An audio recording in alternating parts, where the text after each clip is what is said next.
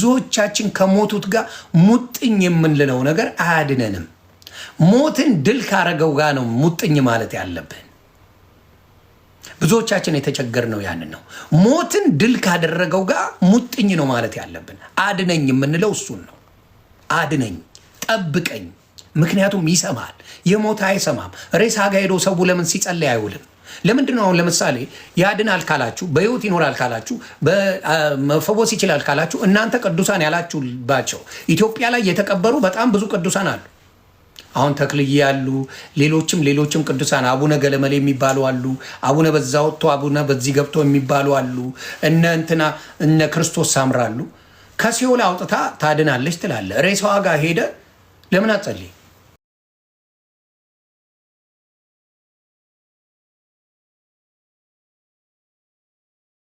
ቤተ ክርስቲያን ላይ የሚሸጡ ከዚህ በፊት 50,000 ብር ያወጣ ነበር። ተቃጥለዋል። የተረት መጽሐፎች፣ የጥንቆላ መጽሐፎች፣ የምን መጽሐፎች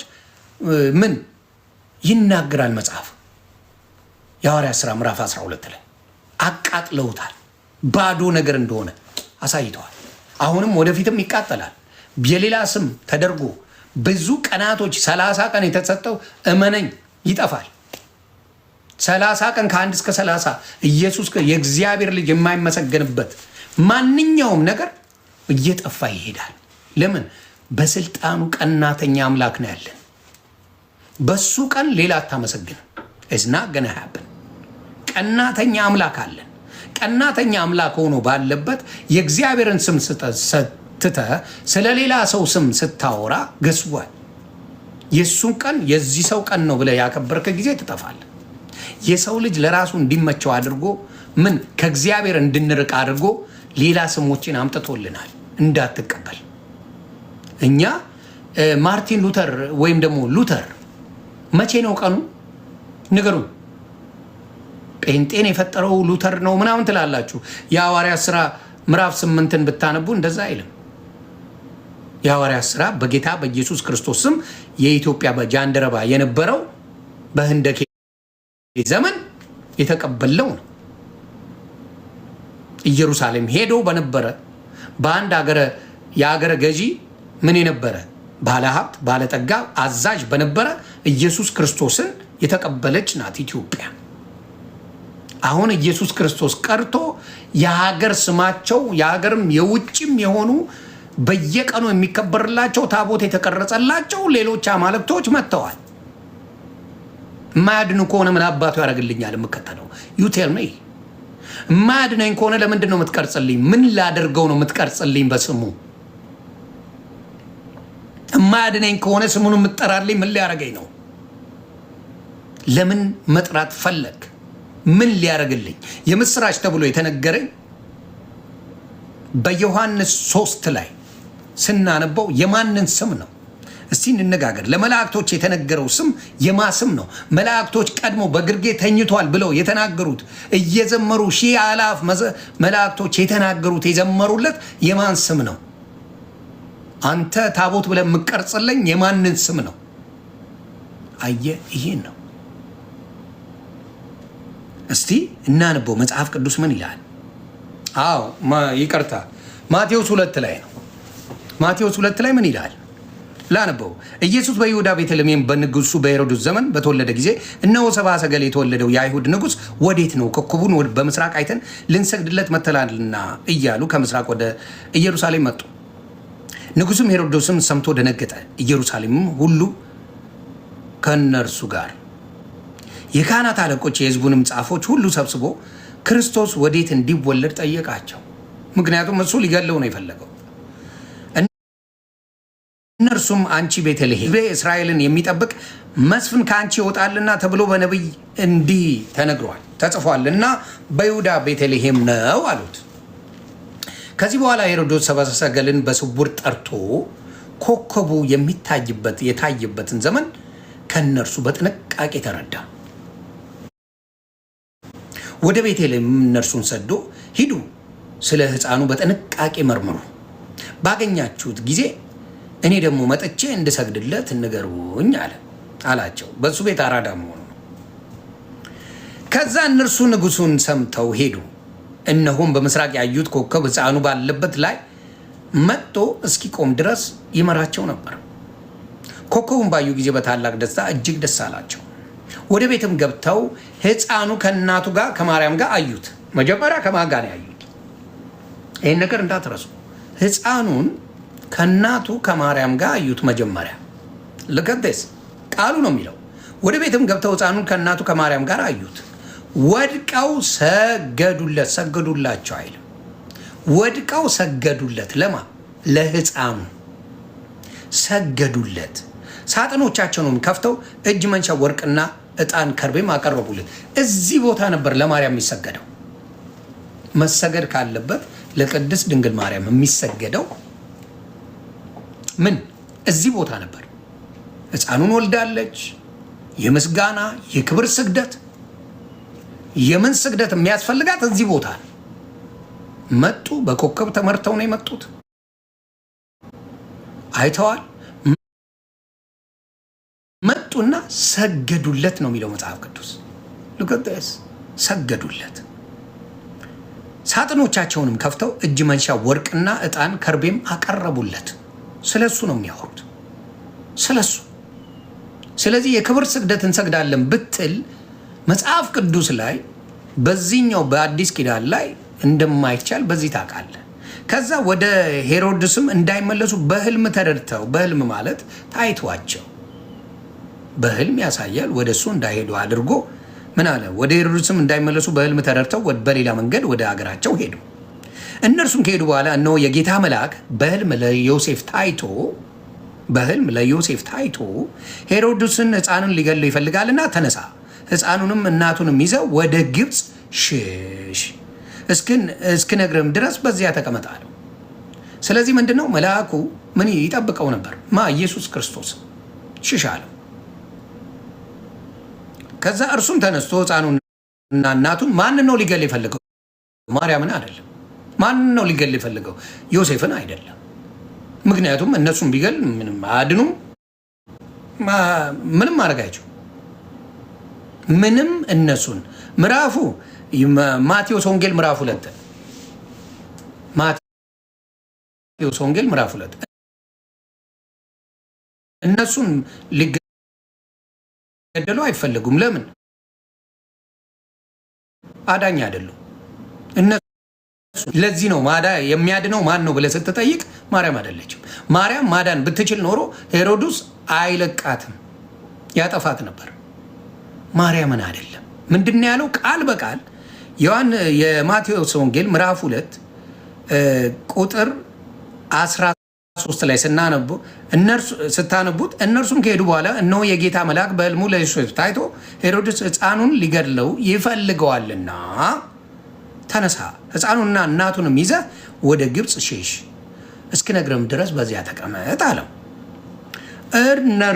እርሱም ተነስቶ ሕፃኑንና እናቱን በሌሊት ያዘና ከጌታ ዘንድ በነቢይ ልጄን ከግብፅ በነቢይ ተነግሯል። በብሉይ ኪዳን ማለት ነው። እነርሱም ተነስቶ ሕፃኑን እናቱን በሌሊት ያዘና ከጌታ ዘንድ በነቢይ ልጄን ከግብፅ ጠራሁት የተባለው እንዲፈጸም ወደ ግብፅ ሄደ። ሄሮድስም እስኪሞት ድረስ በዚያ ኖረ። ከዚያ በኋላ ሄሮድስ ሰብአ ሰገል እንደተሳለቁበት ባየ ጊዜ እጅግ ተቆጣና ልኮ ከሰብአ ሰገል እንደተረዳው ዘመን በቤተልሔምና በአውራጃው የነበሩትን 2 ዓመት የሆናቸውን ከዚያም የሚያንሱትን ሕፃናት በሙሉ አስገደለ። ምክንያቱም ፍላጎቱ ከኢየሱስ እንጂ ከሌላ አይደለም። ተናዶ ሕፃናትን በሙሉ ነው የጨረሰው። ያን ጊዜ በነቢዩ ኤርምያስ ድምፅ በራማ ተሰማ ልቅሶና ብዙ ዋይታ። ራሄል ስለ ልጆቿ አለቀሰች፣ መጽናናትም አልወደደችም የሉምና የተባለው ተፈጸመ። መጽሐፍ ቅዱስ ላይ ያለው ትንቢት ይነገራል፣ በብሉይ ኪዳን ይነገራል፣ እዚህ ጋር በተግባር ይፈጸማል። የሕፃኑ ነፍስ የፈለጓት ሞተዋልና ተነሳ። ከዛ በኋላ ምን ሆነ? ሄሮድስም ከሞተ በኋላ እነሆ የጌታ መልአክ በግብፅ ለዮሴፍ በሕልም ታየው። እንደገና የሕፃን ሀገር ሂዳል። እነርሱም ተነስቶ ሕፃኑንና እናቱን ያዘና ወደ እስራኤል ሀገር ገባ። በአባቱም በሄሮድስ ፈንታ አርኬላዎስ በይሁዳ እንደነገሰ በሰማ ጊዜ ወደዚያ መሄድ ፈራ። በሕልምም ተረድቶ ወደ ገሊላ ሄደ። በነቢያት በናዝራዊ ይባላል የተባለው ይፈጸም ዘንድ ናዝሬት ወደምትባል ከተማ ኖረ ይላል። ከዛ በኋላ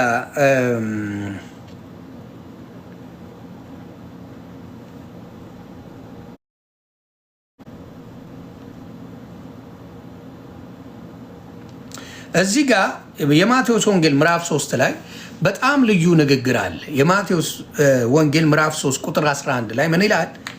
እኔስ ለንስሐ አጠምቃችኋለሁ፣ ጫማውን እሸከም ዘንድ የማይገባኝ ከኔ በኋላ የሚመጣ ግን ከኔ ይልቅ ይበረታል፣ እርሱ በመንፈስ ቅዱስ በእሳትም ያጠምቃችኋል።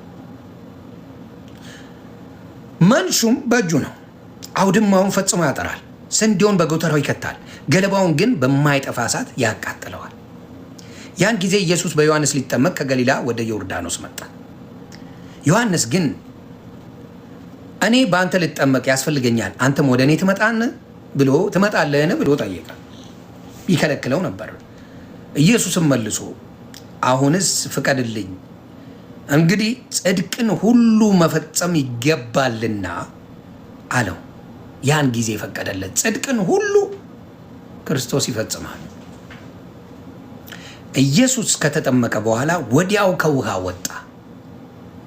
ወዲያው እነሆም ሰማያት ተከፈቱ፣ የእግዚአብሔር መንፈስ እንደ ርግብ ሲወርድ በእርሱ ላይ ሲመጣ አየ። እነሆም ድምፅ ከሰማያት መጥቶ በእርሱ ደስ የሚለኝ የምወደው ልጄ ይሄ ነው አለ። እግዚአብሔር የተናገረው የሚወደው አንድያ ልጁ እሱ ነው። የእሱ ስም እንዲጠራ ነው የፈለገው። እነ ሄሮድስ ሊገሉት የፈለገው ኢየሱስን እንጂ ማርያምን አይደለም። ኢየሱስን እንጂ ዮሴፍን አይደለም። ኢየሱስን እንጂ ብዙ መከራ እንዲቀበል እንዲሰቀል የተፈለገው ኢየሱስ እንጂ ማርያም አይደለችም። እንዲሰቀል የተፈለገችው ማርያም አይደለችም፣ ወይም ዮሴፍ አይደለም። መከራውን እንዲቀበል የተደረገው ኢየሱስ እንጂ ማርያም አይደለችም። ስለዚህ አብዛኛዎቻችሁ ችግር የፈጠሩባችሁ ትክክለኛ ወንጌልን ከመጽሐፍ ቅዱስ ስለማያነቡላችሁ ምን ያደርጋሉ? ፈጥረው ከክርስቶስ ሌላ አዳኝ አለ ብለው ይናገራሉ። ሌሎቻችሁም ታደርጋላችሁ ብዬ አስባለሁ። እውነቴን ነው የምለው። አሜንዬ። ሌሎቻችሁም በእርግጠኛውን የምናገረው እንደው ዓለምን ሰላም አድርጋት፣ ኢትዮጵያን ሰላም አድርግልኝ ብሎ የማይጸለይ አለ ብዬ አላስብም። ተግባባን? ምድር ላይ ያለ መጸለይ እንችላለን። ከሞትም በኋላ ፍርድ ነው የሚጠብቀን። መጽሐፍ ቅዱስ ነው የሐዋርያት ሥራ ምዕራፍ 9 ቁጥር 27 ጀምሮ ብታነቡት ፍርድ ነው የሚመደብብን። የመጽሐፈ ኢዮብን ብታነቡ ምዕራፍ 7 ቁጥር 9 ላይ ደመና ተበትኖ እንደንትን እንደማይል ወደ ሲኦል የገባ ዳግመኛ አይወጣም ይላል።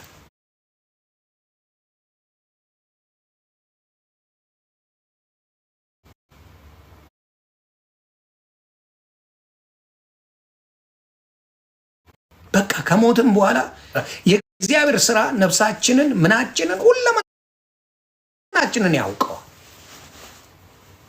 ሁለመናችንን። ስለዚህ ችግሩ ምንድን ነው?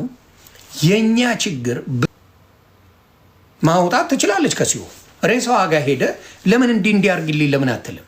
እውነተኛ ከሆነ ሞትን ድል ያደረገው እንጂ የሚያድንህ የሞተው አይደለም። ሞትን ድል ያደረገው መስማት ይችላል፣ ምክንያቱም ተነስተዋል።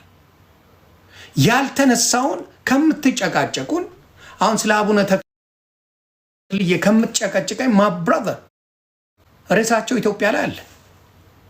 ሬሳቸው አለ። ሄደ እዛቸው ሬሳ ላይ ስትንደባለል ብትውል አትድንም አባቴ። ሆነ ጨርቆስ ሂድና ሬሳው አለ ኢትዮጵያ ላይ። ስላሴ ቤተክርስቲያን ይኖራል፣ ወይም የሆነ ገዳማቸው ይኖራል፣ የሆነ ቦታ ይኖራል። ጎ ሄድ ዴር እዛ ሂድና ስትንደባለሏል። ምንም የሚፈጠር ነገር የለም። መጥቆሪያ የሚባል ጋኔል ወደ መነኩሴነት ተቀይሮ ሞቷል፣ አድኗል ተብለዋል። ኦኬ ሂድ እዛ ማብራተር ሂድ። ሂድና ጸሎት አድርግና እዛ ሬሳ ቦታ ላይ እንደሚያድንህና እንደማያድንህ ጠይቅ። አይችልም። እናንተን በማታለል ኖረዋል። በምን አድርገው? እቺ ማህበረ ቅዱሳን ብለው አታለዋቸዋል። የቅዱሳን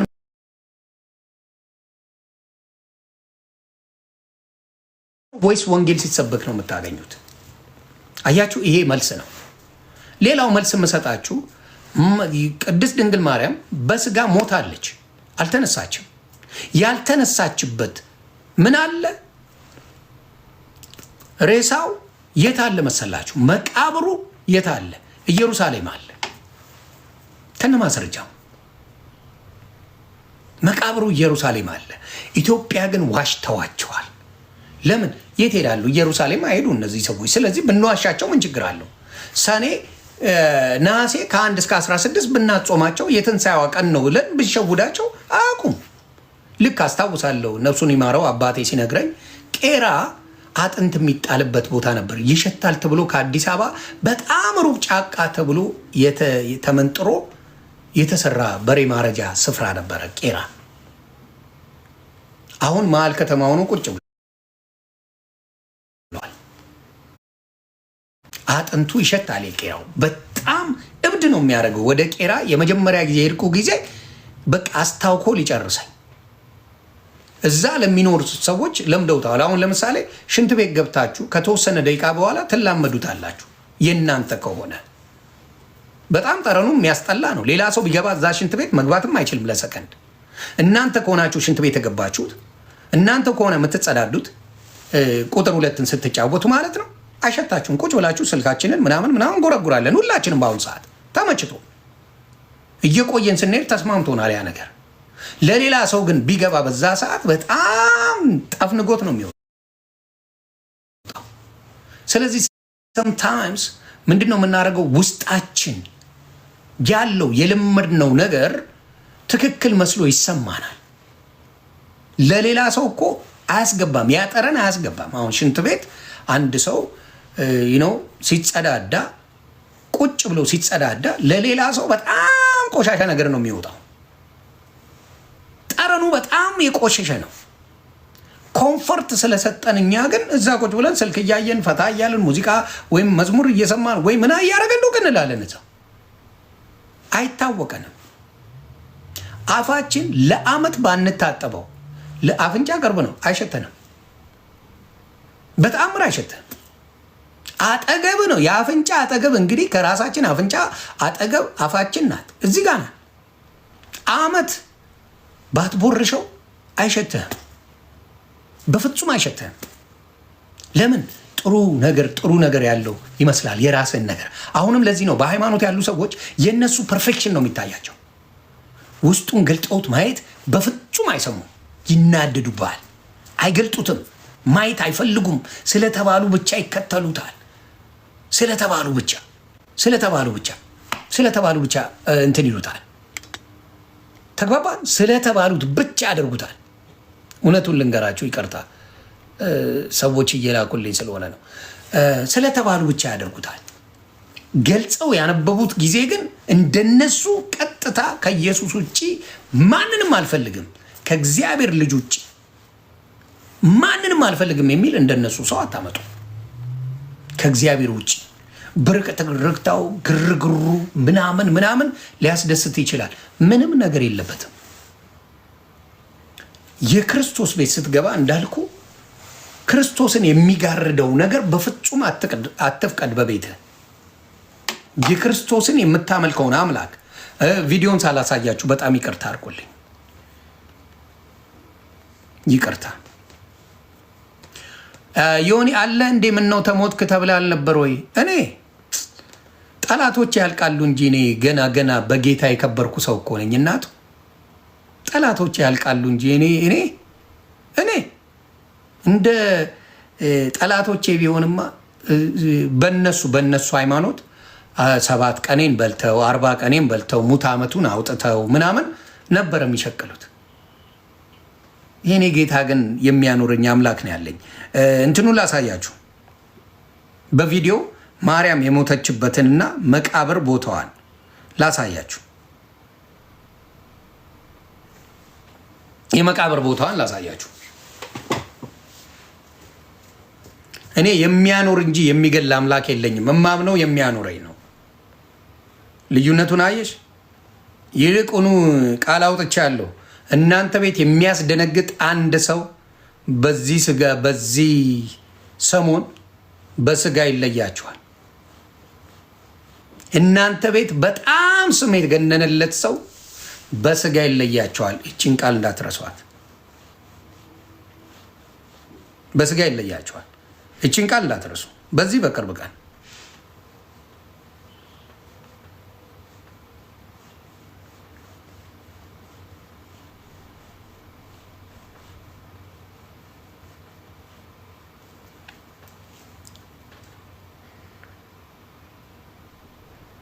ለእኔ የተመኛችሁልኝ የእናንተን ያላችሁትን ሰው በቅርቡ ጌታ ይወስደዋል።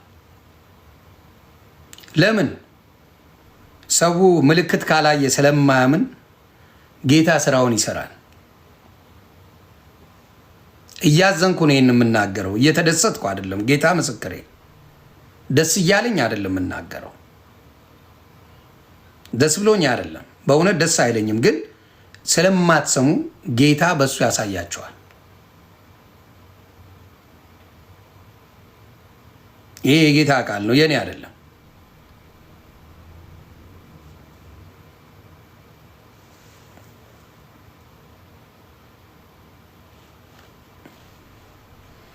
እዚህ ጋር ላምጣላችሁና ኢየሩሳሌም ውስጥ የእሷ የማርያም የሞተችበት መቃብር አለ። የሞተችበት መቃብር አለ። ያ ነው መጽሐፍ ቅዱስ ላይ እንትን ላይ ያለው። ይቅርታ፣ ያ ነው ያለው። እነሱ የሚዋሹላት ኢትዮጵያ ላይ የሚዋሹት ኢትዮጵያ ላይ የሆነው የሚዋሹ አለው። ይኸው እዚህ ጋር ላምጣው። ይቅርታ አንዴ፣ በጣም ቅርብ ላይ ያለ ነው።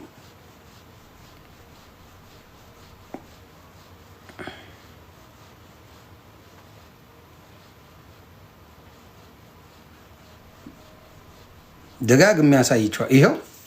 እኔ አልዋሽ።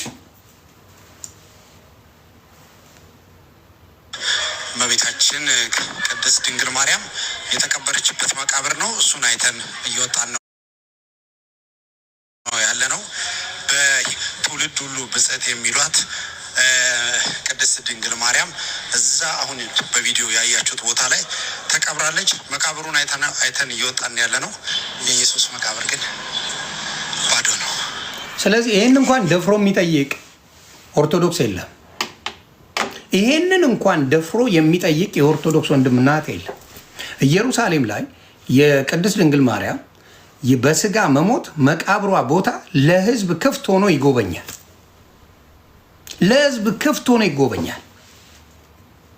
ኢትዮጵያ ላይ ግን ስጋዋ አርጓል ብለው ዋሽተው ነሐሴ ላይ ከ1 እስከ 16 እያጾሙ አርጋለች። በ6 ወሯ አርጋ ቶማስ በደመና አግኝቶ እንዴት ብሎ አልቅሶ ሲላት ተይ አታልቅሺ፣ ተው አታልቅስ ብላው አርጋለች ነው የሚለው።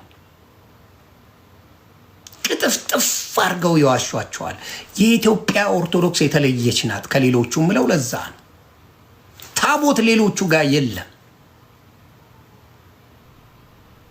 ታቦት ሌሎች ጋር ኢየሱስ ብቻ ነው የተነሳው። በስጋ ተነስታለች። ትንሣኤ ሙታን ተብላለች። እሷ ትንሣኤ ሙታን ብለው የመቃብር ቦታዋን ዋሽተው ይሄንን ኦርቶዶክሶች ጠይቁ። እኔ አሁን ደምረው እየፈራኝ የመጣው የማመጣቸው ጥያቄዎች ከበድ እያሉ ስለሚሄዱ ነው። የሞተቿን ነሐሴ 16 ነሐሴ ከ1 እስከ 16 ፍስለታ ተብሎ እየተጸለየ የተነሳችበት ያረገችበት ወቅት ነው። ከ6 ወር በኋላ በስጋ ተነስታለች ልክ እንደ ኢየሱስ ክርስቶስ ብለው ዋሽተዋል። ለማድረግ መፍረድ አትችል። ፍርድ ሰጪ እሱ አይደለች፣ አምላክ ነው የሚፈርደው። ፈራጅ እሱ፣ ያዳነን እሱ፣ ለህይወታችን ዋጋ የከፈለው እሱ። ወየት ይጅዬ ለምንድን ነው የሚዋሸው? ዋሽቶ ሰውን ገደል መክተት ወደ ሲኦል መውሰድ ይሻላል? እውነትን ተናግሮ ማዳን ይሻላል? ይህን ብቻ እንድትመልሱልኝ ነው የምፈልገው። ታብታብ ኮፒ ሊንክ የኔዎቹ ተባረኩ። ይህን መልሱልኝ። ዋሽቼ የሰው ህይወትን ወደ ሲኦል ከመክተት ለምንድን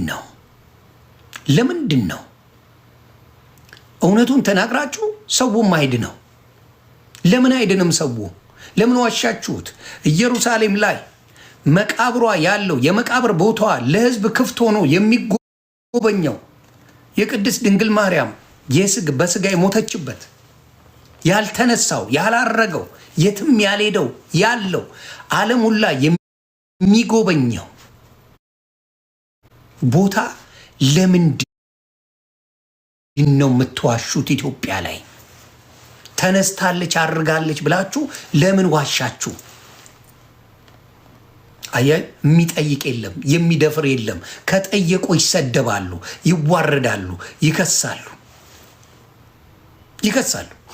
ይኸው ቅረጹና ኦርቶዶክስ የሆናችሁ ይሄንን ለአባቶቻችሁ ጠይቁልኝ፣ ፕሊስ ጠይቁልኝ። ይሄን ቅረጹ በጌታ ስም። ኡፕስ እመቤታችን ቅድስት ድንግል ማርያም የተቀበረችበት መቃብር ነው። እሱን አይተን እየወጣን ነው ያለው። በህይወት ዘመኗ ጌታችን ኢየሱስ ክርስቶስን የወለደች ትውልድ ሁሉ ብፅዕት የሚሏት ቅድስት ድንግል ማርያም እዛ አሁን በቪዲዮ ያያችሁት ቦታ ላይ ተቀብራለች። መቃብሩን አይተን እየወጣን ያለ ነው። የኢየሱስ መቃብር ግን ባዶ ነው።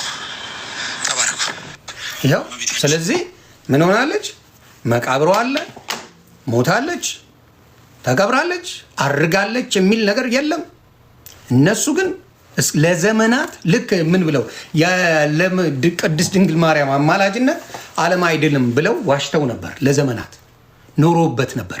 ሲጋለጡ ጊዜ ትዝ ሲላቸው ይሄን የንግድ መንገድ እንደማዋጣ ሲያውቁ ጊዜ የሆኑ ሰው ናቸው እንደዚህ ሲሉና በቃ በትምህርት በየቤተክርስቲያኑ ሲነገር የነበረው ብለው መዋሸት ጀመሩ። እያንዳንዳቸው እስካሁን ሰው ማርያም ማርያም እያለ እንዲያብድ ኢየሱስ እያለ አይደለም ማርያም እያለ እንዲያብድ የሚያደርጉት በምንድን ነው? ለንግዳቸው ስለሚያመቻቸው። ኢየሱስ ከሆነ የመንፈስ ቅዱስ ቃል ስለሆነ የመንፈስ ቅዱስ ስም ስለሆነ ምን ያደርጋል? እያዳነ ይሄዳል፣ እያጠራው ይሄዳል፣ ውሸቱ አፈር እየገባ ይሄዳል። ስለዚህ ያ ስም እንዳይጠራ ነው ትልቁ ትንቅንቅ። ኢየሱስ የሚለው ስም በየቦታው ላይ እንዳይገን፣ ስሙ እንዳይጠራ ነው ስራቸው፣ ልፋታቸው፣ ድካማቸው ሁሉ እንዳልሆነ እያወቁ ካወቁ ምን ያደርጉላል? ኧረ ጉድ ሊፈላ ነው ይላሉ። ዘኬ ነው የሚለቅሙበት። ኮፒ ሊንክ ታብታብ አድርጉ። ዘኬ ነው የሚለቅሙበት። ህዝቡን ነው የሚያጨበረብሩበት። ከ1 እስከ 30 ሰውን ነው የሚዘርፉበት። የኢየሱስን ስም ሲጠሩት አይደለም የሚውሉት። በየቦታው ላይ ሄድ ፕሮፋይል አድርገው ፕሮፋይል ላይ በነገራችን ላይ ኢየሱስን ረስተውታል። ጩጬ ስለሆነ ማለት ነው። እዛ ላይ የማርያም ስዕል ነው የሚባለው። ኢየሱስ እኮ አለ። የሚደንቃችሁ እሱ ነው። የማርያም ስዕል የተባለበት አብዛኛው ቦታ ላይ የኢየሱስ ስዕል አለ፣ አብሯት አለ። እሱን ረስተውታል፣ ከነ መፈጠሩ ረስተውታል። ለምን? አያውቅም ነው፣ ሕፃን ነው ብለው። ሕፃኑ ያውቃል ብሎ ሄሮድስ ሊገለው ያፈላልገው ነበር። ሕፃኑ አምላክ ነው ብሎ እኔም ልስገድለት ብሎ ዋሽቶ ሊገለው ይፈልገው ነበር። አምላክ ፍጹም አምላክ ነው ያለን፣ ይፈልገው ነበር። ማርያምን አይደለም ሊገል የፈለገው ስለማታድን። ዮሴፍን አይደለም ሊገል የፈለገው ስለማያድን። ሊገል የፈለገው ሄሮድስ በሱ እንኳን መረዳት ትችላላችሁ፣ አዳኙን እንጂ የፈለገው። 70 ሰገል የሰገዱለት በዛ ቀን ከማርያም ጋር አዩት ይላል ሉቃስ ሲናገር። ከማርያም ጋር አዩት አብረው ለሱ ሰገዱለት ይላል። ለሕፃኑም ሰገዱለት፣ ወርቅም ሜሮንም ዕጣንም አመጡለት ይላል። እንጂ ለእሷ የሚል የለም። ለምን? እሱ ነው የእሱን ቦታ ለማስወሰድ ነው። እዚህ በተለይ በኦርቶዶክስ ላይ ማርያም ማርያም ሲባል የሚውለው መውሰድ አይቻልም። መጮ ይቻላል። ጩኸት ባዶ ነው። እውነት ያሸንፋል። ስለተጮኸ አይደለም። አሁን ግን ያሸንፋል። የሚያሸንፈው ስም ሮሜ 10:9 ላይ ተናግሯል። ጌታ ስሙ ይክበር። ኮፒ ሊንክ ታፕታፕ እያደረጋችሁ ስሙ ይክበር። የጌታ ተናግሯል። ምን ይላል? ይቺ መዳን በማንም የለም የሚለውን አይወዷትም። እሷን ጥቅስ በጣም ነው የሚጠሉ። ሮሜ 8:34 ይጠሉታል። የሐዋርያት ሥራ ምዕራፍ 4 ቁጥር 12 ይጠሉታል። በጣም የሚጠሉት ጥቅስ ነው የምነግራችሁ። መንገድም ሕይወትም ምንድን ነው? እረ በጌታ በኢየሱስ ስም እኔ መንገድም ሕይወትም ምንም ናይ ነው የሚለው እኔ ሕይወትም መንገድም እውነትም እኔ ነኝ። በእኔ በቀር ወደ አብ የሚመጣ የለም። እውነትም እሱ ነው፣ መንገዱም እሱ ነው፣ ሕይወትም እሱ ነው። እያንዳንዱ ሶስቱን ለሕይወት የሚያስፈልግን ነገር የሚሰጠን እሱ ነው። በሱ በቀር ወደ አብ የሚመጣ የለም። እሱን ጥቅስ በጣም ይጠሉታል። የማይወዱበት ምክንያት የነሱ ሚሊዮን አይነት ሰዎች ጨምረዋል ቅዱስ ብለው። እሱ ያዳናቸውን ሰዎች ነው ቅዱስ የሚለዋቸው። እኛም ቅዱሳን ነን። በኢየሱስ ክርስቶስ በአብ በወልድ በመንፈስ ቅዱስም የተጠመቀን አምነን ኢየሱስ ክርስቶስን የግል አዳኝ ያደረገን በሙሉ ቅዱሳን ነን፣ እርኩሳን አይደለንም። እነሱ የሚጠሯቸው ካብ የሚከቡላቸው ጺማቸው ስለጎፈረ ቀሚስ ስለለበሱ ልዩ የሚመስሏቸው ምንም አይደሉም፣ የዳኑ አይደሉም። አስመሳዮች ናቸው፣ ፈሪሳውያን ናቸው፣ ገዳዮች ናቸው፣ አሳዳጆች ናቸው እንጂ የዳኑ አይደሉም። እኛ ቅዱሳን ነን። በእኛ ስራ አይደለም ቅዱስ የተባልነው፣ ባመንነው በኢየሱስ ክርስቶስ ነው ቅዱስ የተባልነው። ስለዚህ ወደ ሮሜ ስራ ወደ ሮሜ ይቅርታ ሮሜ 10:9 ላይ ስናነብ ምን ይል መሰላችሁ?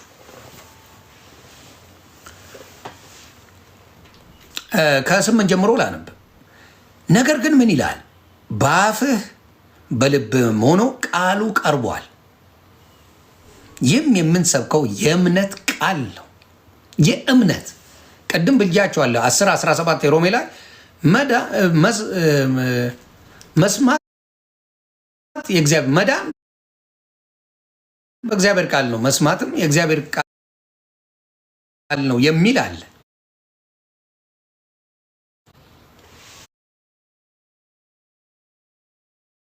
አነበዋለሁ። እሱ የእግዚአብሔር ቃል ነው የሚል አለ።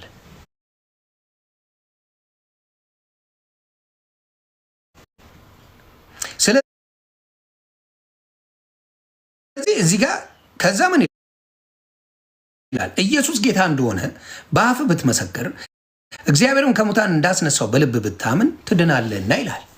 የሌላ ስም ብትጠሩ ትድናላችሁ የሚል አለ። እኔ ያልገባኝ ነገር ይሄንን እንድታስረዱኝ ነው የምፈልገው። አፍርም ይላል። ሰው ልጠይቃችሁ፣ በአፋችሁ የምትመሰክሯት ማርያም የማዳን ቦታዋ የቱ ጋር ነው የተጻፈው? እንግዲህ ያለው ዓለም ሁሉ በልቡ አምኖ ይመስክርልኝ ያለው ስለ ኢየሱስ ክርስቶስ ነው። ማርያም ማርያም ስላልክ የት ቦታ ነው የምትድነው ይላሉ። ከመጽሐፍ ቅዱስ ቃል ነው ወይስ ዝም ብለህ ከመውደድ የመጣ ነው? እኔም መውደድ ትችላለህ፣ የሆነ ሰው መውደድ ትችላለህ። ሚሊዮን ጊዜ ስሜን ብትጠራው እኔ አላድንህም አባቴ። የኢየሱስ ክርስቶስ ቃል ነው የሚያድንህ። በእኔ ውስጥ የሚያድረው የኢየሱስ ክርስቶስ ቃል አንተን ሊፈውስ ይችላል። አንተን ካለበት በሽታ ሊፈውስ ይችላል። አንተን ወደ ጌታ ሊያመጣ ይችላል። ግን የት ቦታ ላይ ነው ማርያም ማርያም ስሟል ስለተጠራ ያድናል ብሎ የተጻፈልህ? እኔ ኢየሱስ ምለው የሚያድን ስም ነው፣ መጽሐፍ ቅዱስ ስላለኝ ነው። ሮሜ 10:9 ላይ ስላለኝ ነው ይሄን ስም የምጠራው። ያንተ የምትጠራው ከምን ጋር ምኑ ጋር ሊያድንህ ስለመጣ ስም ነው። የቱ ጋር ነው የሚያድንህ? ቲናዬ እንዴት ነሽ? አየህ፣ እኔ የምናገረው ኢየሱስ የሚያድነውን ነው። ስመሰክርለት የሚሰማኝን ነው። ከሙታን የተነሳውን ነው። ስሙን ደጋግሜ ብጠራው የሚያድነኝ ስም ነው።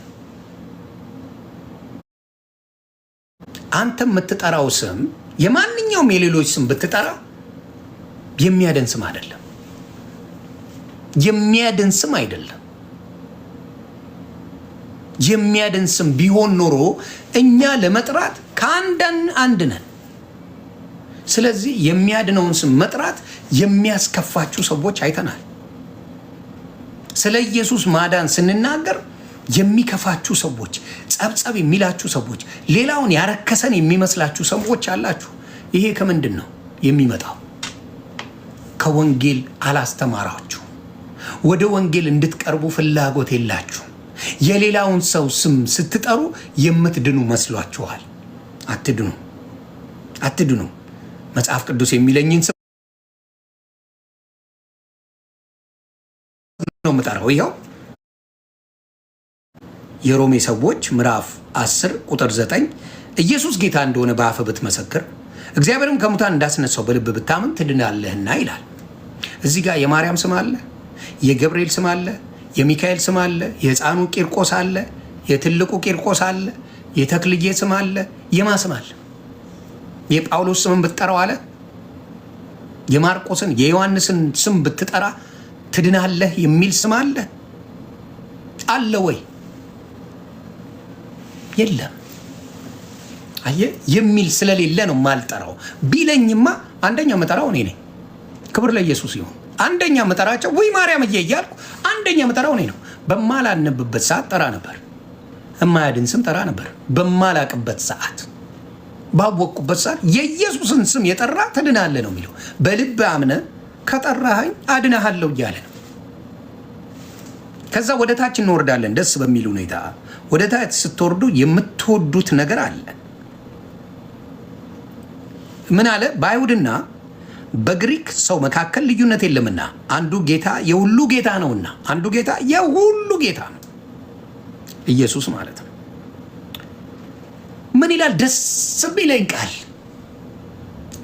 10:13 አትርሱ። በጌታ በኢየሱስ ክርስቶስ ስም ይህን ቃል አትርሱ።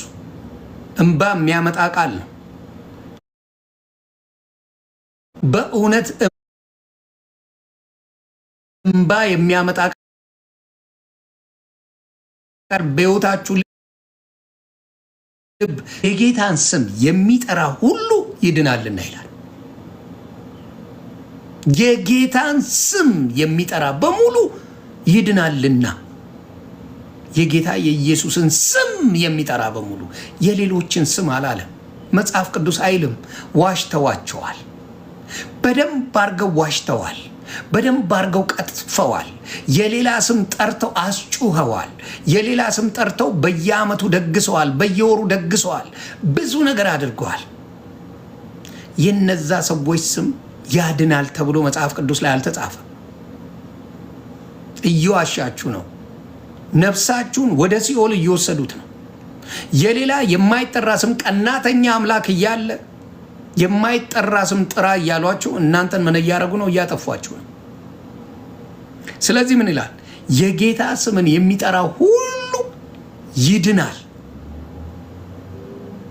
ምክንያቱም 10 ጋር ስትመጣ ምን ይላል? 9 ጋር ስትመጣ ኢየሱስ ክርስቶስ ጌታ እንደሆነ ይላል ቃል በቃል። ኢየሱስ ክርስቶስ ጌታ እንደሆነ በአፍ ብትመሰክር እግዚአብሔር ከሙታን እንዳስነሳው በልብ ብታምን ትድናለህና ይላል። ሰው በልቡ አምኖ ይጸድቃልና በአፉም መስክሮ ይድናልና ይላል። ደግሞ ይናገራል። ከዛ መጽሐፍ በእርሱ የሚያምን ሁሉ አያፍርም ይላልና ይላል። በአይሁድና በግሪክ መካከል ልዩነት የለምና አንዱ ሁሉ የሁሉ ጌታ ነውና ለሚጠሩትም ሁሉ ባለጠጋ ነው። ስሙን ለሚጠራ ሁሉ የኔ ኢየሱስ ባለጠጋ ነው። ለሁሉም ማድረግ የሚችል ስም አለው። ለሁሉም የሚሆን ስም አለው። ሁሉንም የሚያግዝ ስም አለው። ከዛ ምን ይላል? የጌታን ስም የሚጠራ ሁሉ ይድናልና። የጌታን ስም አይደለም ሲጠሩና ቲክታክ ላይ ሲያስጨበጭቡ የዋሉት። የጌታን ስም የጠራችውን ክሰሷት፣ በሕግ ትጠየቅ፣ መንግስት ይጠይቃት። የማርያም ስምን የጠሩ ታድናለች ብለው በየቦታው ማርያም ማርያም እያሉ ፉክክር ሲያደርጉ አይተናል። አዳኙን ትተው የዳነችውን ነፍስ የዳነችውን የማርያምን ነፍስ ይጠሩበት ዋሉ። ስለዚህ በማስተዋል ነገር የሚሰራ ወንጌል የለም። ይሄ ነው። ስለዚህ ሌላውስ እንግዲህ ይላል መጽሐፍ ቅዱስ፣ እንግዲህ ያላመኑበትን እንዴት አድርገው ይጠሩታል? መጽሐፍ ቅዱስ ይናገራል። በደንብ አድርጎ ነው የሚናገረው። አየህ፣ ያመነው ይጠራዋል። አሁን ማስተዋል ወንደሰን የጠራችው ስም የሚያድነውን ስም ነው። የሚያድነውን ስም ጠርታለች ማስተዋል ወንደሰን። ሌላ ምንድን ነው? ምን አለ? እንግዲህ ያላመኑበትን እንዴት አድርገው ይጠሩታል? ባልሰሙትስ እንዴት ያምናሉ? ያለ ሰባኪስ እንዴት ይሰማሉ? አዎ፣ ስለማይሰበክ የክርስቶስ ስም እዛ ቤት አይሰበክም። ኢየሱስ ጌታ ነው ተብሎ አይሰበክም። ገረፍ አድርገው ነው የሚያልፉት። ገረፍ አድርገው ስለ ሌሎቹ ስለ ገድላ ገድል ነው የሚያስተምሩ። ስለዚህ ብዙ ጊዜ ወደ መብሸቅ ነው የምትሰማው። ለምን? ደጋግሞ የሚሰማ ስም ስላልሆነ። አሁን ጴንጤ ቤት አዲስ ያልሆነው ኢየሱስ ነው። ስትወጣም ስትገባም የሚጠራል ስም የኢየሱስ ክርስቶስ ስም ነው። ያዳኙ ስም ነው። ስለዚህ እያዳነ በተግባር ላይ አሁን የትም አደባባይ ላይ ቅድሚያ ጴንጤ ስትጠራው ኢንቪቴሽን ስታደርግለት የኢየሱስን ስም እንደሚጠራ እናገራለሁ። የትኛውንም መድረክ ስታገኙ በጌታ የሆናችሁ ልጠይቃችሁ፣ የጌታን ስም ሳትጠሩ እንዳትወርዱ። የጌታ የኢየሱስ ክርስቶስ ስም ሳትጠሩ እንዳትወርዱ። የሚያድነውን ስም መጽሐፍ ቅዱስ የሚለውን የሚያድነውን ስም ሳትጠሩ እንዳትወርዱ። ከዛ እንቀጥል። ከዛ ነገር ግን አለ የእነሱ ምን መሰላችሁ?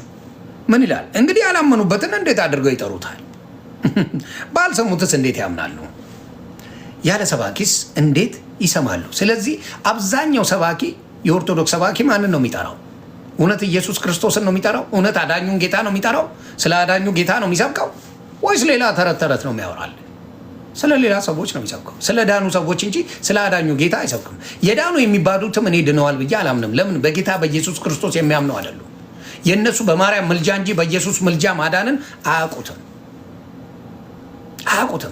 በኢየሱስ ክርስቶስ በማመን እንደሚዳን ሳይሆን በማርያም ምልጃ የሚዳነውን ህይወት ነው የሚያውቁት።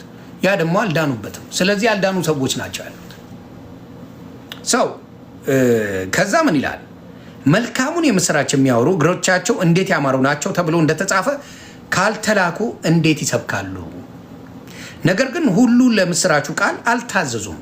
አየህ፣ ለምስራቹ ቃል ሁሉም አልታዘዘም አለ። ሰምተዋል እኮ የታዘዙ ሰዎች ናቸው ሊሰብኩት የሚችሉት። አየህ፣ ነገር ግን ለምስራቹ ቃል ምስራች የተባልነው አዲስ ኪዳን ነው። ምስራች የተባልነው ኢየሱስ ነው። ምክንያቱም ሌላው በሌላ በብዙ ነገሮች ይዳን ነበር ብሉይ ኪዳን ላይ መስዋዕት አቅርበህ ትድናለህ። በሌሎች ነገሮች ትድናለህ። በታቦት የዳኑ ሰዎች አሉ። በምናምን ብቻ በተለያዩ ነገሮች እባብን በማየት የዳኑ ሰዎች አሉ። በረሃ ላይ በነበሩ ጊዜ የእባብን ስዕል የእባብን ቅርጽ በማየት የዳኑ ሰዎች አሉ። በብዙ ነገር በክሩቤል ቅርጾች የዳኑ ሰዎች አሉ። በዛ በብሉይ ኪዳን ዘመን የነበረው በሙሉ ቀርቶ በኢየሱስ ክርስቶስ እንደሆነ ነው አሁን የምስራች የሚተነገረን። ስለዚህ ያ ነው ብዙ ሰዎችን ምን ይላል እዚህ ጋር? ነገር ግን ሁሉ የምስራቹን ቃል አልታዘዙም።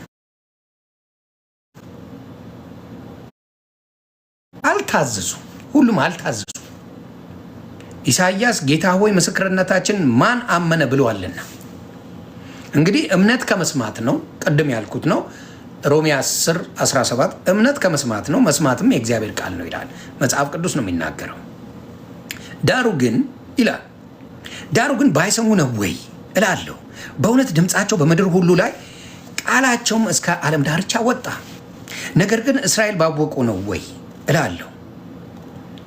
ሙሴ አስቀድሞ እኔ ሕዝብ በማይሆነው አስቀናችሁ፣ በማስተዋልም ሕዝብ አስቆጣችኋለሁ ብለዋል። ኢሳይያስም ደፍሮ ላልፈለጉኝ ተገኘው፣ ላልጠየቁኝም ተገለጥኩ አለ። ኢሳይያስም ደፍሮ ላልፈለጉኝ ተገኘው፣ ላልጠየቁችም ተገለጥኩ አለ። ስለ እስራኤል ግን ቀኑን ሁሉ ወደማይታዘዝና ወደሚቃወም ሕዝብ እጆቼን ዘረጋው ይላል።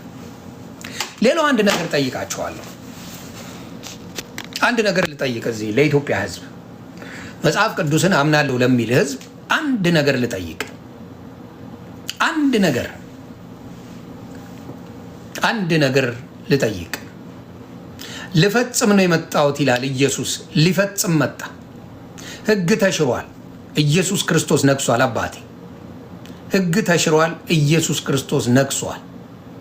መጽሐፍ ቅዱስ ጥቅስን ጥቀሱለት ለኃይሌ ኪንግ ኦፍ ኪንግ ለሚለው ኪንግ ኦፍ ኪንግስ በነገራችን ላይ ኢየሱስ ክርስቶስ እንጂ አንተ አይደለም። ከስም ይጀምራል አባቴ። ኃይሌ ኪንግ ኦፍ ኪንግስ ብለህ ራስን ከጻፍክ የንጉሶች ንጉስ እኔ ነኝ ብለን የጻፍከው ትርጉሙን ታውቀዋለህ? በመጀመሪያ የጻፍከው ነገር ከኢየሱስ ጋር የሚጋጭ ነገር ነው። አየህ፣ ከኢየሱስ ጋር የሚጋጭ ስም የንጉሶች ንጉስ ነኝ ብለን የጻፍከው። ስለዚህ ያ ነው በመጀመሪያ ያንተ ችግር። ባዶ የገባኸው ለዛ ነው። በሚያሳዝን ሁኔታ አየህ፣ ስም እንኳን ስትጽፍ በጣም ያሳዝናል። ለራስ ስም እንኳን የሰጠው የንጉሶች ንጉስ ብለህ ለራስ ስጣል። ኦ የመሬት ላስት ኪንግ ነህ እና ምን እያልኳችሁ ነበር? ምን እያልኳችሁ ነበረ? አዎ የመጨረሻ ምን ይላል ያልኩት መጣልኝ ሀሳብ። ኢትዮጵያ እጆቿን ወደ እግዚአብሔር ትዘረጋለች ይላል። ተግባባን? ኢትዮጵያ እጆቿን ወደ እግዚአብሔር ትዘረጋለች ይላል። ለምንድን ነው ለማርያም ትዘረጋለች ያላለው? ኢትዮጵያ እጆቿን ለገብርኤል ትዘረጋለች ለምን አላለም? እንደው እንደ ሀሳብ ኢትዮጵያ እጆቿን ለሕፃኑ ጨርቆስ ነው ቂርቆስ ዘረጋች ለምን አይልም? ኢትዮጵያ እጆቿን ለተክለ ሃይማኖት ዘረጋች ለምን አይልም? ለአርሴማ ዘረጋች ለምን አይልም? ኢትዮጵያ እጆቿን ለማን ነው ለክርስቶስ ሳምራ ዘረጋች ለምን አይልም? አየህ ለምን አይልም?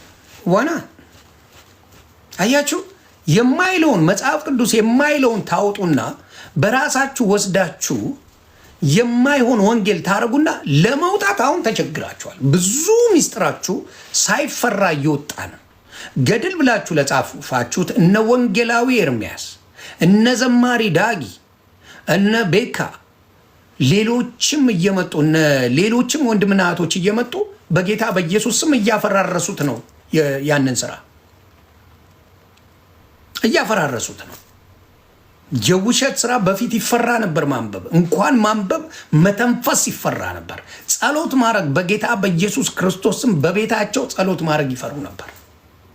አሁን ግን የዛ የርኩስ መንፈስ ስራ እየፈራረሰ በጌታ በኢየሱስ ስም እየወጣ ነው። ኢቭን መጽሐፍ ቅዱስ ላይ ኢትዮጵያ እጆቿን ወደ እግዚአብሔር ትዘረጋለች ነው የሚለው። ተግባባን? የእናንተ ስራ የዲያብሎስ ስራ እየፈረሰ ነው። ተግባባን? ያንን ነው የሚለው። ኃይሌ ላንብልህ። ቆይ አንተ እስቲ መጽሐፍ ቅዱስ ላይ የምታነበው ነገር ያለ አልመሰለኝም። ደጋግመህ ስለ ጻፍክ ነው መልስ እንዲሆን የምሰጠህ።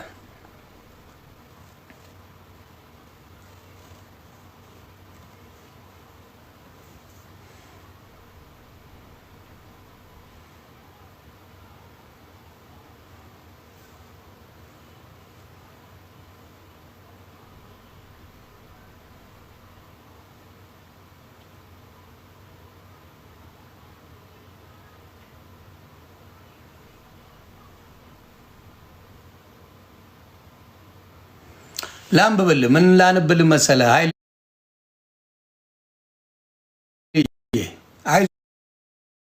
ጥሩ ነው ለማወቅ የምታደርገው ነገር ደስ ይላል። የገላትያ ሰዎች ምዕራፍ 3 ላንብልህ። ደጋግሞ መጽሐፉ ለእኔ አይደል ጥያቄው?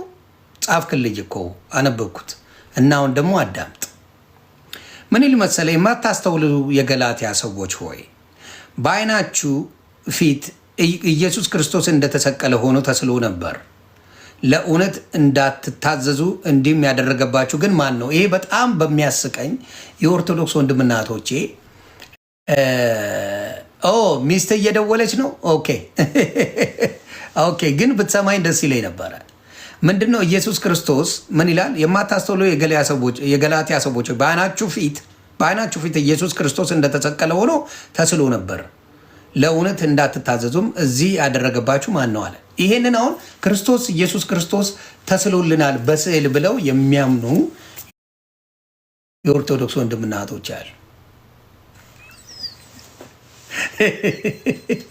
ከስዕል ካላቸው ፍቅር የተነሳ ስዕልን ከመውደዳቸው የተነሳ አርትን ከመውደዳቸው የተነሳ ኢየሱስ ክርስቶስ በዓይናችሁ ተስሏል ሲባል ተስሎ መስቀል ላይ እንደዚህ ብሎ ምናምን ነገር ተስሎልን ነው ለዛ ነው የምንቀበለው አይነት ነገር ያደርጋል። እና ይህ ብቻ ከእናንተ እንድንማር እወዳለሁ ይላል። በሕግ ስራ ወይም ከእምነት ጋር በሆነ መስማት መንፈስን ተቀበላችሁ ነው ይላል።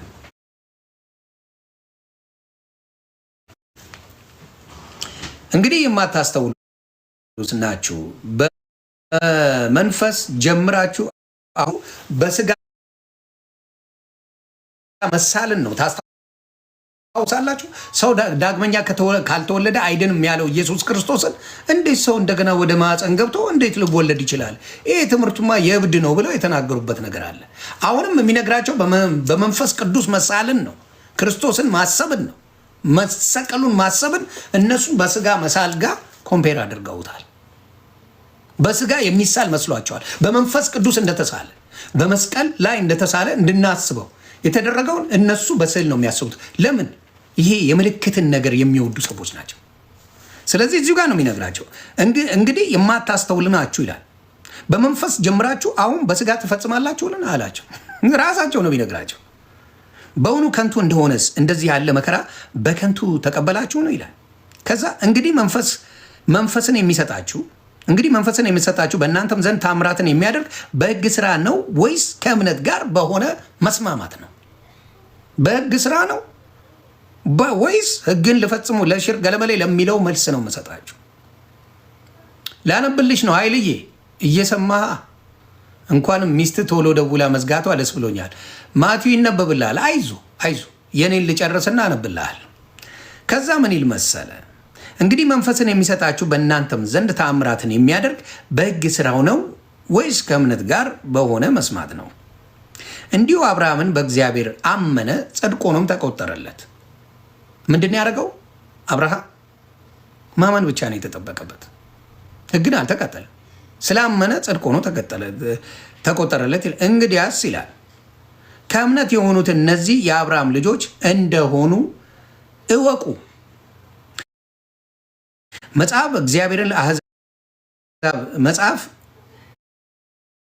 መጽሐፍም እግዚአብሔር አሕዛብን በእምነት እንዲያጸድቅ አስቀድሞ አይቶ እንግዲህ ከእምነት የሆኑት ካመነው ከአብርሃም ጋር ይባረካሉ። ከሕግ ስራ የሆኑት በእርግማን በታች ናቸውና በሕግ መጻሕፍት በተጻፉት ሁሉ ጸንቶ የማይኖር የማያደርግም ሁሉ የተረገመ ነው ተብሎ ተጽፏልና ጻድቅ በእምነት ይኖራል ተብሏልና ማንም በእግዚአብሔር ፊት በሕግ እንዳይጸድቅ ግልጥ ነው። ማንም ሰው በእግዚአብሔር ፊት በሕግ አይጸድቅም። እኔ አይደለሁም የምለው፣ መጽሐፍ ቅዱስ ነው የሚለው። መጽሐፍ ቅዱስ ነው የሚለው። ሕግም ከእምነት አይደለም። ሕግ ከእምነት አይደለም፣ ነገር ግን የሚያደርገው ይኖርበታል ተብለዋል። የሚያደርገው ይኖርበታል ተብለዋል። በእንጨት የሚሰቀል ሁሉ የተረገመ ነው። በእንጨት የሚሰቀል ሁሉ የተረገመ ነው። ክርስቶስ ተሰቅሏል መስቀል ላይ። ከዛ ምን ይላል? በእንጨት የሚሰቀልም ሁሉ የተረገመ ነው ተብሎ ተጽፏልና ክርስቶስ ስለ እኛ እርግማን ሆኖ ከሕግ እርግማን ዋጀን። ከሕግ እርግማን ዋጀን። በሕግ ተረግመን ነበር። ከዛ የዋጀን ክርስቶስ ኢየሱስ ነው። ስሙ የተከበረ ይሁን። እቀጥልልሃለሁ። የመንፈስን ተስፋ በእምነት እንድንቀበል የአብርሃም በረከት ወደ አብዛኛው በኢየሱስ ክርስቶስ ይደርስላቸው ዘንድ።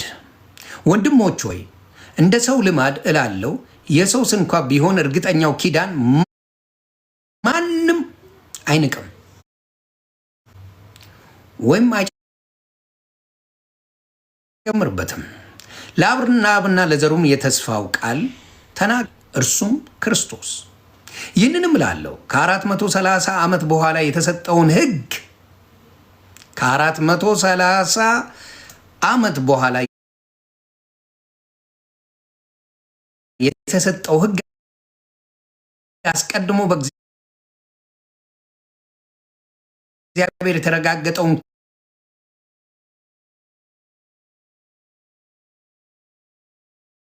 ኪዳን የተስፋውን ቃል ርስቱ በሕግ ስለ ሕግ ስለሆነ ስለ ሕግ ነው ማወራለህ አባቴ በደንብ አድርጌ ከመጀመሪያው ማስረዳ ለዛ ነው።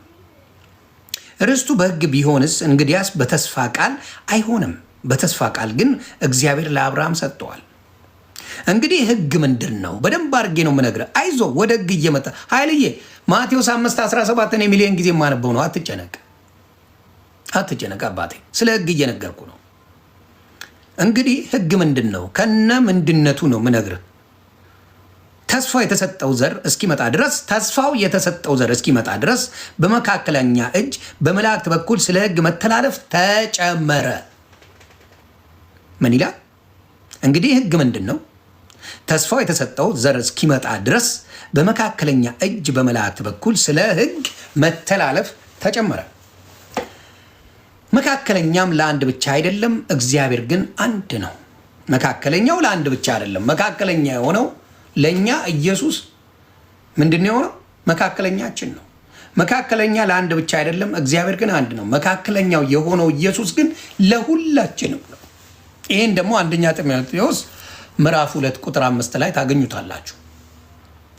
ለሁላችንም የሆነ ኢየሱስ ነው የመጣው። አንድ ነው መካከለኛው፣ እሱም ኢየሱስ ክርስቶስ ነው። በሕግ ነበራ ከዚህ በፊት የሚጸደቀው ይህን መስራት አለብህ ተብሎ መከራውን ሰው ይበላል። ከዛ እንግዲህ ሕግ የእግዚአብሔር ተስፋ ቃል የሚቃወም ነውን ይላል። እዚሁ ነው የሚናገረው። እንግዲህ ሕግ የእግዚአብሔር ተስፋ ቃል የሚቃወም ነውን? አይደለም። ሕያው ሊያደርግ የሚቻለው ሕግ ተሰጥቶ ቢሆን በእውነት ጽድቅ ከሕግ በሆነ ነበር። ስሙልኝ፣ ምን ይላል? እንግዲህ ሕግ የእግዚአብሔር ተስፋ ቃል የሚቃወም ነውን? አይደለም። ሕግ የእግዚአብሔርን ቃል የሚቃወም አይደለም። ነገር ግን እኛ ማድረግ ስላልቻለን፣ ሕጉማ ቢቻል በሕግ እንድን ነበር። ሕጉን ማድረግ ስላልቻለን ነው ኢየሱስ ክርስቶስ የመጣው። ተግባብተናል? ምንድን ነው ያደረገው? እንግዲህ ሕግ የእግዚአብሔርን ተስፋ ቃል የሚቃወም ነውን? አይደለም። ሕያው ሊያደርግ የሚችለው ሕግ ተሰጥቶ ቢሆን በእውነት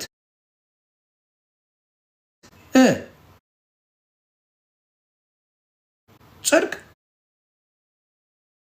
ከሕግ በሆነ ነበር። ከኃጢአት በታች ሁሉም ዘግቶታል። ከዛ ይቀጥላል። አይዞ ኃይልሽ ሰላም ነው። እምነት ሳይመጣ ሊገለጥ ላለው እምነትን ተዘግተን ከሕግ በታች እንጠበቅ ነበር። እኛ ከሕግ በታች ነበርን። ሕግን ማክበር ነበረብን። አሁን ለምሳሌ የዘሞተች ሴት በድንጋይ ተወግራ ትገደል ነበር። ተግባባን? የሳቱ ሰዎች በሙሉ ወደ ሲኦል ይወረወሩ ነበር። ተግባብተናል? ምን ይላል እዚህ ጋር?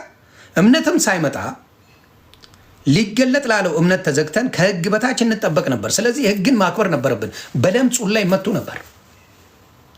ስለዚህ የሰረቀ ምን ያለ በቃ ሕግን ያላከበረ በሙሉ ችግር ይደርስበት ነበር። ከዛስ ምን ሆነ? እንደዚህ በእምነት እንድንጸድቅ ዘንድ ሕግ ወደ ክርስቶስ የሚመጣ ሞግዚታችን ሆኗል። ሕግ ሞግዚት ነው የሆነን ለኛ። በፊት ሕግ የበላያችን ነበረ። ሕጉን ባለማክበር የተነሳ ይቀጡበት ነበር። በጣም ይቀጡበት ነበር። በድንጋይ ተወግሮ ይገደሉበት ነበር። ብዙ ነገር ስቃያቸው ይበዛ ነበር። አሁን ግን ሕግ ሞግዚታችን ሆነዋል። እድሜ ለኢየሱስ ክርስቶስ። ከዛስ እምነት ግን መጥቷልና ከእንግዲህ ወዲህ ከሞግዚት በታች አይደለንም። ምን መጥቷል? እምነት በኢየሱስ ክርስቶስ ማመን ከሕግ በላይ አድርጎናል። በእምነት በኩል ሁላችሁ በክርስቶስ ኢየሱስ የእግዚአብሔር ልጆች ናችሁና። በማ በኩል? በኢየሱስ ክርስቶስ። በእኔ በኩል አይደለም። በእኔ በኩል የእግዚአብሔር ልጅ መሆን አልችልም። ምክንያቱም ኃጢአቴ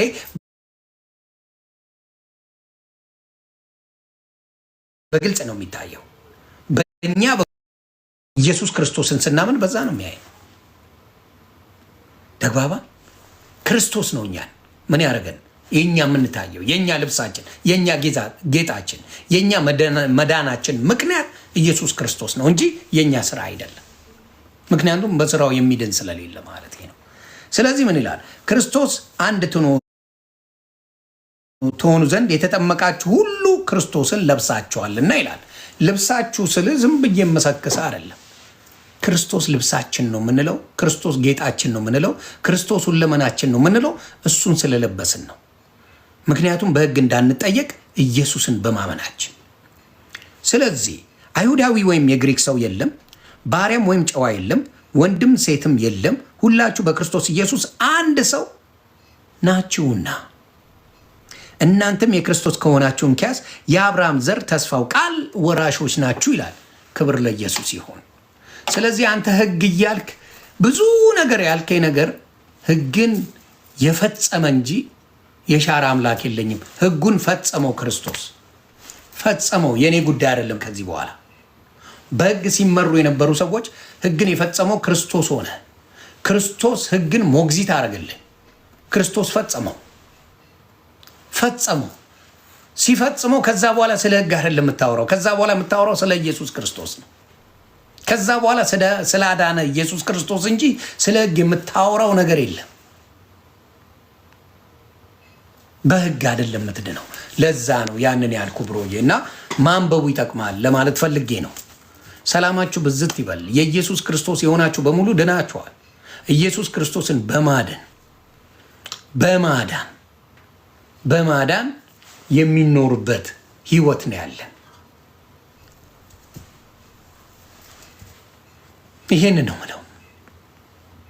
አሁንም ኢየሱስ ክርስቶስን ያመነ ይድናል፣ ያመነ የተጠመቀ ይድናል ነው መጽሐፍ ቅዱስ የሚለው እንጂ ሕግን ያከበረ አይልም።